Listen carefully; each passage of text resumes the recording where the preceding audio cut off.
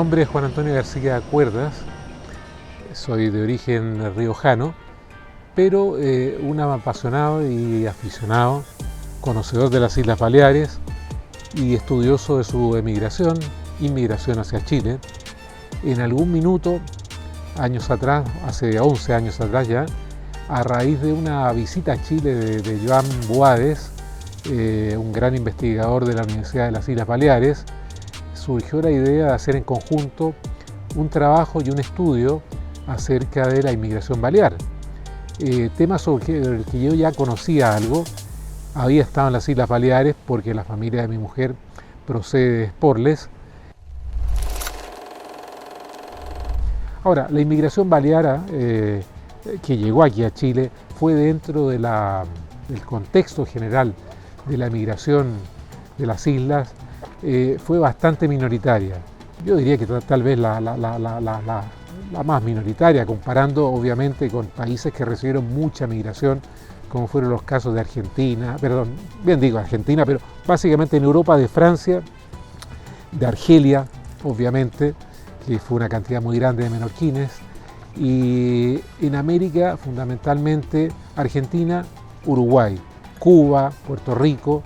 y yo diría que en último lugar probablemente Chile. A Chile llegaron en torno a unas 1.200 personas que hemos podido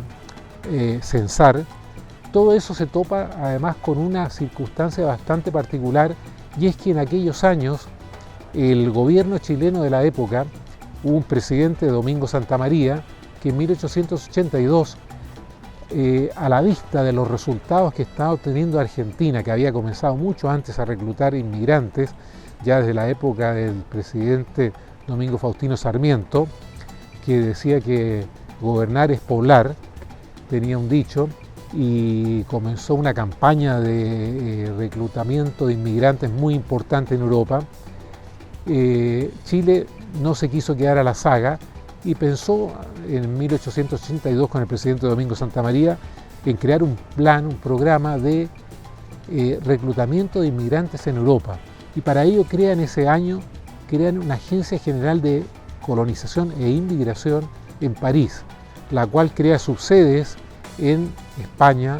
en Suiza, en Francia, en Alemania, y van trayendo inmigrantes, comienzan a traer inmigrantes,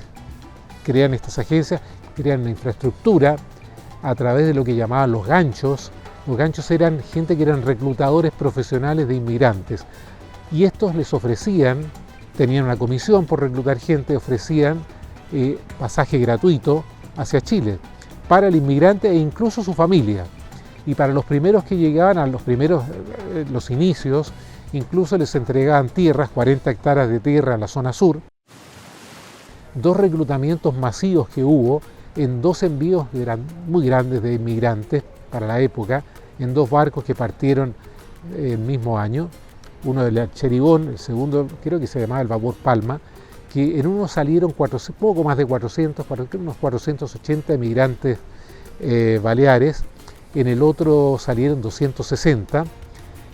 haciendo toda una travesía, porque de Mallorca, del puerto de Palma, salen a Barcelona, de Barcelona pasan a Valencia, de Valencia, en que recogen inmigrantes también,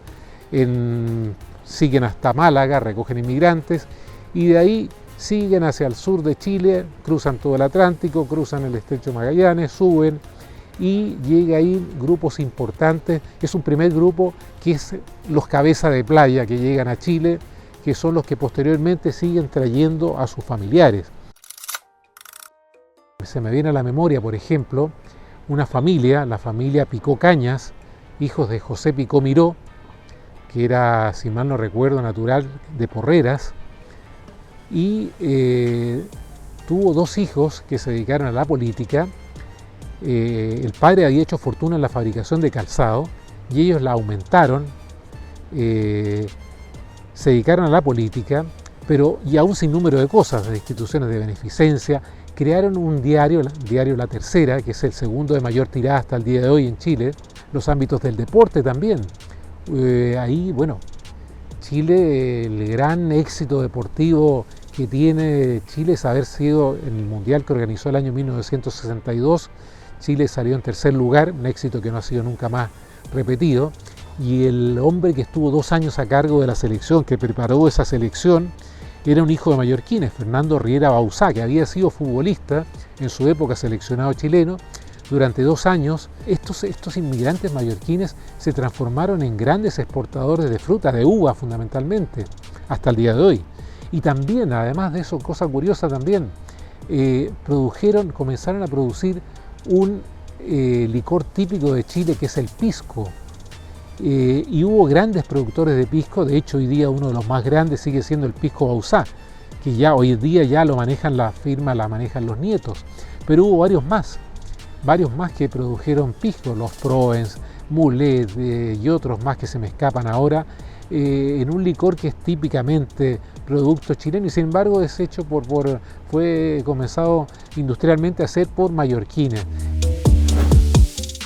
Emigrar obliga a extremar todas las capacidades vitales del individuo, ya sea en cuanto a su fortaleza para trabajar, en cuanto a su audacia para afrontar desafíos, de una forma u otra lo lleva al individuo a poner todas sus capacidades vitales al servicio de una causa que es mejorar su circunstancia de vida. Y eso es lo que llevaba a muchos a emigrar.